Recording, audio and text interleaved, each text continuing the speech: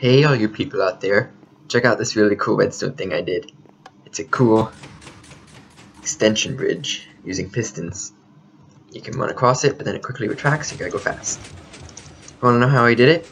Well, stay tuned because we're doing a speed spotlight on Tinker's Construct. So here we go, let's take a look at this mod. Now the first thing it adds for generation is it adds these bushes which can only be found underground. You have iron, gold, copper, tin, aluminum, and essence Oreberry bushes which give you nuggets. And you can smelt those, it gives you berries which you can smelt into nuggets. The essence gives you things that you eat for experience. It adds natural generation of tin, copper, and aluminum, cobalt, and ardite in the nether, which are really hard to mine. Then you get all this gravel ore which you have to dig up using a shovel. Now this is focused basically around customizable tools, and you can add all kinds of upgrades and stuff, and make them any way you want. It starts really early in the game with these blank patterns, which you can put on a crafting table. You get a tool station, put on a log, you get a part builder, put on a plank, and you get a stencil table, put on a chest, you get a pattern chest, and all these are used later when making your tools. Now you're also going to want some grout, which is made with clay, gravel, and sand. You get 2 of this. You smelt it, you get seared bricks. Now you can make you get a seared brick. You can make seared brick blocks.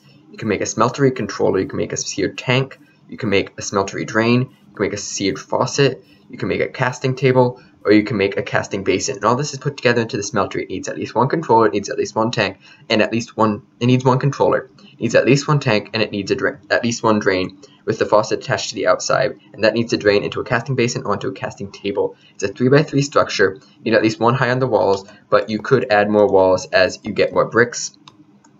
And basically, you throw anything you want into here. See, I got some copper and aluminum, and it'll smelt it down, get you 2 ingots per ore instantly. And you do need to throw some lava into your tank, and that's what it uses to cook everything up. And you can see the progress bar going up, and it'll smelt it down. It also makes alloys of different kinds, and these alloys are really useful because you can make blocks using in the casting basin, or you can make actual things over here. If you wanted to make an ingot out of what comes out, you need to make an ingot cast by passing on an ingot and pouring some gold or some aluminum brass onto it. That's why I'm making aluminum brass right now with some aluminum and some copper, and that should make aluminum brass. You dump it onto it and it'll create a ingot cast.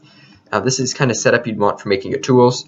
You have a stencil table where you throw in the stencils and you click through, you can make the things, you put those into the pattern chest and put that next to your part builder which has access to it. Now you want to put your material inside here, then you throw stuff in, say a tool binding and a pickaxe head,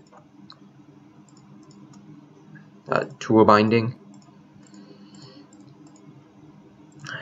and a tool rod. Now you want to go into your tool station, say you want to make a pickaxe, you throw all this stuff in here, and you get yourself an Obsidian Pickaxe which you can name. And every material has its different thing. This is reinforced. So as you can see, you got it turned gold because it turned into aluminum brass, which now you can dump over your ingot and get an ingot cast. You can do this for all kinds of casts. If I were to take this obsidian binding, I can now make a binding cast, which is the only way to get this for materials, because the tool station only works for non-metals. So if you wanted iron, you need to use that. The tool station is crafted using this recipe, and it gives you a lot more tools. You can get all this nifty stuff up here, which is a lot harder to make, but is a lot more useful. Now all this is written in the books. You get this book at the very beginning, Materials in You, and you can also craft it using this recipe. Then as you progress more through the mod, you get new books, but you can also upgrade the books manually by crafting with them. Another thing it adds is the igniter, which requires a netherrack large plate in this recipe. You power it, sends out fire, you dispower it, gets rid of the fire. The thing I was showing you before was the Drawbridge, which uses a blank cast, which is made using gold or the brass, the aluminum brass that I showed you to make the cast before, without anything in it, so just be without the binding or ingot. And you make a Drawbridge, which you can put whatever you want in here, say seared bricks, it'll disguise itself as seared bricks.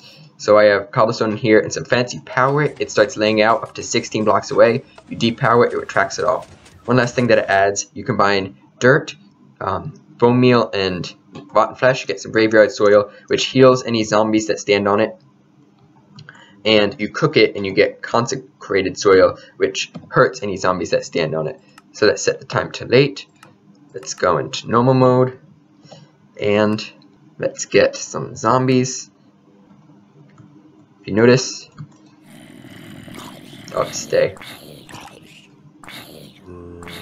they should set on fire.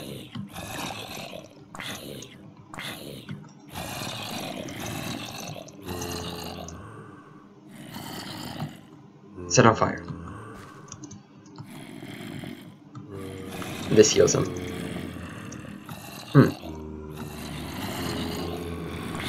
There it is. That's it. The total time was 5 minutes, 0.83 seconds.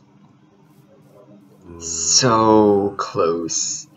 These zombies would have lit up. One last thing I gotta show you, Bane of Pigs. Rarest item in the game. You can find it in chests, or you can cheat it in.